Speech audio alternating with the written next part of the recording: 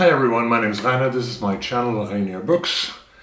It's Saturday today, it's time to talk about week 38, about what I've read, what I've done over the last 7 days. So let's get started.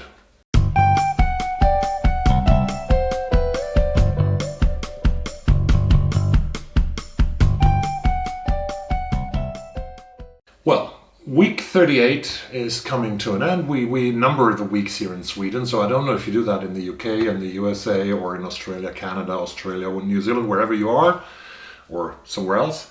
But in Sweden we number the weeks, so we speak of week, I could see you in week 38, and that's something that I had to learn, still have to learn it actually. When people make appointments with you, they say, oh, do you have time in week 41? That could be good. So this week 38, and week 38 is ending tomorrow on September the 20th.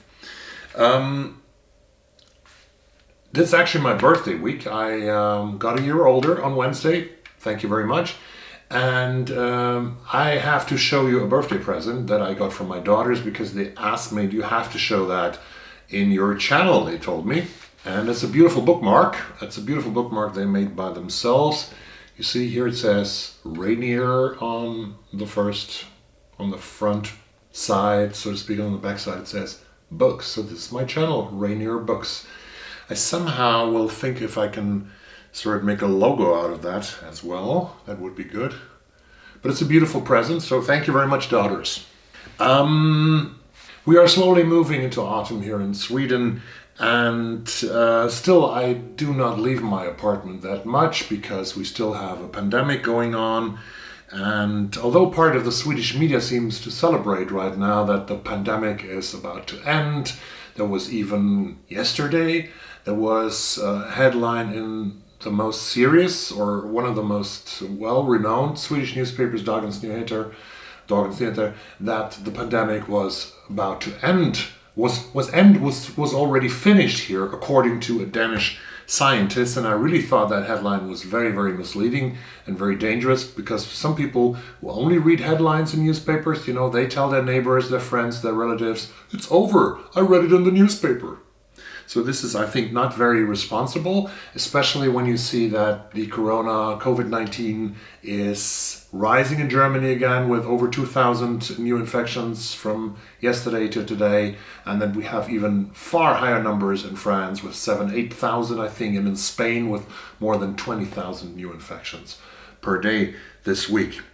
I really wanted to do the wear a mask tag that Brian from Bookish has originated, that he has invented, to talk about masks in my channel as well. This is somehow a little bit difficult because I live in a country where literally about 1% maybe of the people wear masks outside. Sometimes it feels like we are less than 1% of the people who wear masks. This is when I bought groceries last night, so I went to the supermarket pretty late in the evening, because I always go late in the evening because I know it's not that crowded when I go, and it's not so dangerous to infecting others or getting the virus. So I go late in the evening and I see yesterday I literally saw no one except me wearing a mask in the underground, on the underground, or even in the supermarket where I went to. The Swedish sort of correspondent to Dr. Fauci, Anders Tegnell, has said a couple of weeks ago in a BBC interview, I tried to impersonate him a little bit, in Sweden we don't wear masks, we stay at home when we are sick. That's what Dr. Tegnell said. And I really asked myself until today that as if anywhere else, people who wear masks to protect you, to protect me, to protect each other would be sick. How ridiculous is that quote by Mr. Tegnell? 2 days ago, the American director of the CDC, Mr. Robert Redfield, said that wearing a mask might be even more effective than the vaccines that we are going to get. That was really a major breaking news quote from him. And he got an immediate call by Mr. Donald Trump, who said that he must have been wrong when he said that. Mr. Tegnell here in Sweden and Mr. Trump in the United States, they seem to be pretty much on the same page, at least about masks.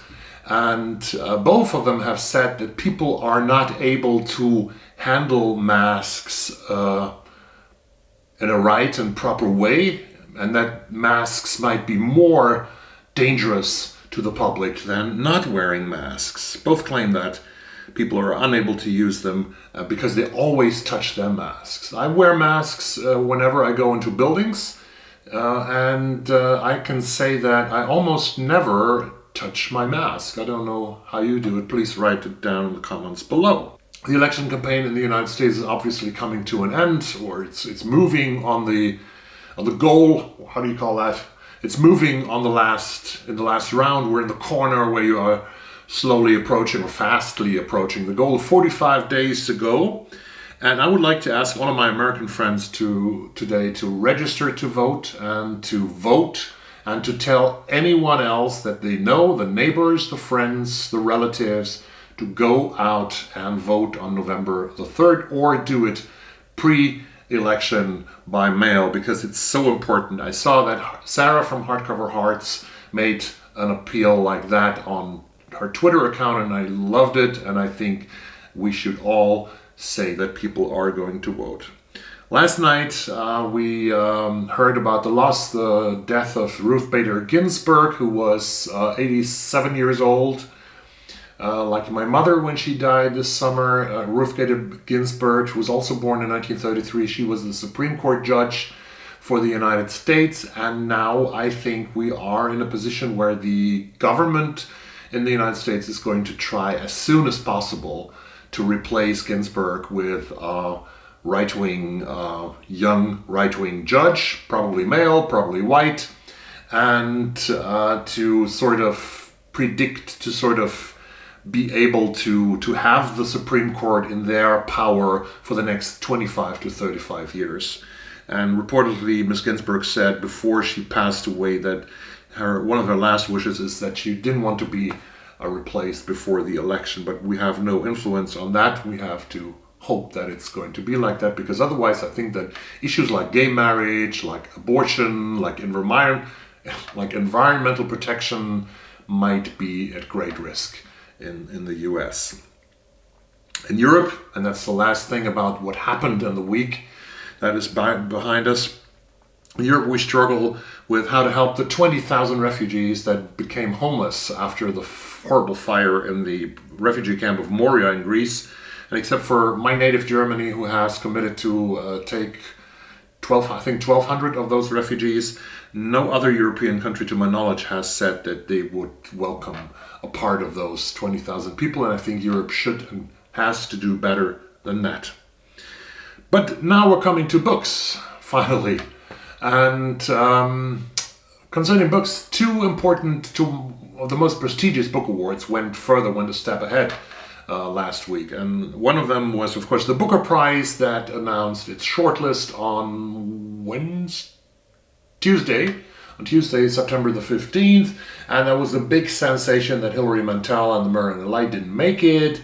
And it seems to me, after when I see BookTube and a lot of you who have read many of the books, more than I did, that Burnt Sugar by Avril Doshi and by Avni Doshi, and Brandon Taylor's Real Life might be the favorites. And that should be kind of interesting.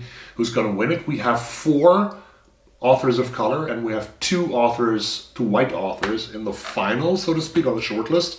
And it would be interesting to see if the jury is daring to let one of the white authors, it would be Diane Cook with The New Wilderness, or it would be Douglas Stewart with Shuggie Bain, win the Booker Award. I think that we are tending towards an author of color, and then it's going to be interesting who's going to win. Please text me in the comments down below.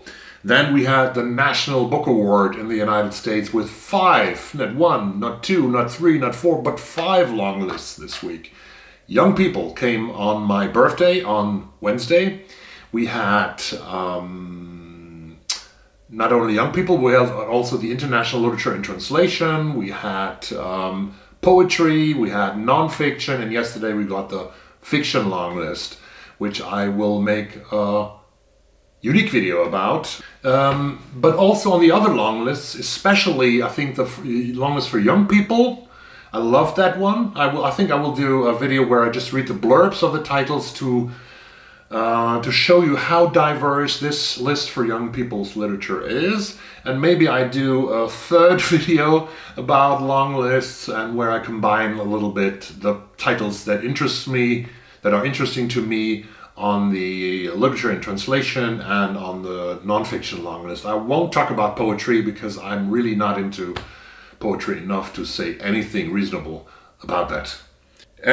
My reading this week. I'm still haven't finished a book this week. I will finish a book this weekend, I'm sure.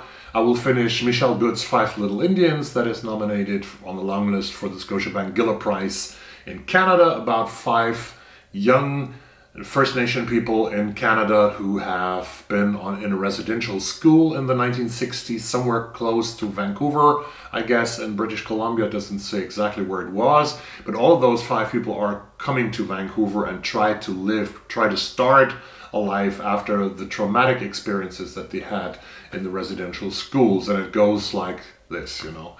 It's a very beautiful book, a very sad book, a very important book, and I definitely will make a single review about this novel where I also will talk a little bit about residential schools in Canada and how they sort of worked and what there is to get from that very important subject.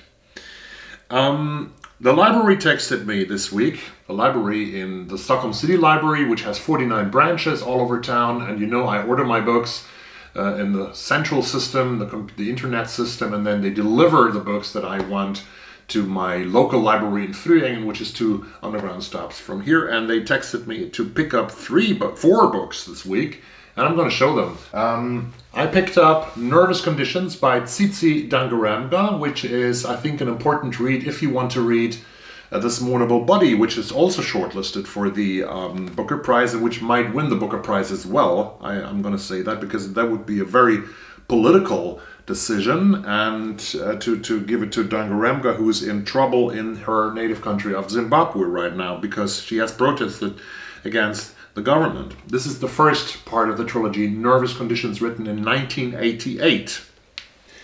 The second book that I picked up from the library on, I think Monday, was Wednesday. Real Life by Brendan Taylor. Everybody says that I have to read it, so I will give it a try. I have only 14 days for this one because it's very in high demand. Many other people want to have it, and then you get only 14 days instead of a month reading it. The third book, I was so happy when I got this on Friday, maybe you've seen it already. Yesterday in my live reaction video to the National Book Award, Hamnet is here by Maggie O'Farrell. It's so lovely. I love that cover. It's so beautiful. It's from Nyhetshörnet, which means that's the new corner where the new books are standing. And the fourth book I got, it's not so famous probably. I don't know if any one of you knows it. Please write a comment down below. It's by Emily Ruskovich and it's called Idaho. Published in 2017 in the United States, and it attracted me with its title because when I was in Oregon and in Washington State 2 years ago and 3 years ago, we made 2 trips over the ocean, over the pond, and I also wanted to go to Idaho, but I never really made it. So this is maybe for another trip when the pandemic is hopefully not so dangerous anymore to us. Idaho by Emily Ruskovich. I'm very curious about that book. I don't know anything about it. And that was actually everything that I had to say in this video.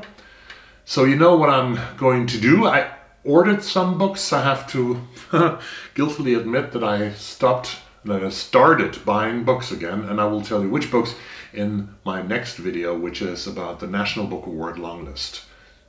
See you then. Thank you very much for watching this week 38. I hope you had a great week. Tell me anything about it in the comments down below. If you subscribe to my channel, thank you very much for watching this. If you don't subscribe and you think this guy is quite okay, please subscribe to the channel because it helps me a lot to gain more, to meet more people and to be more around in this beautiful community, which I really love. And that's it for today. I wish you a beautiful Sunday, beautiful Saturday, the rest of Saturday, and see you very soon. Bye bye.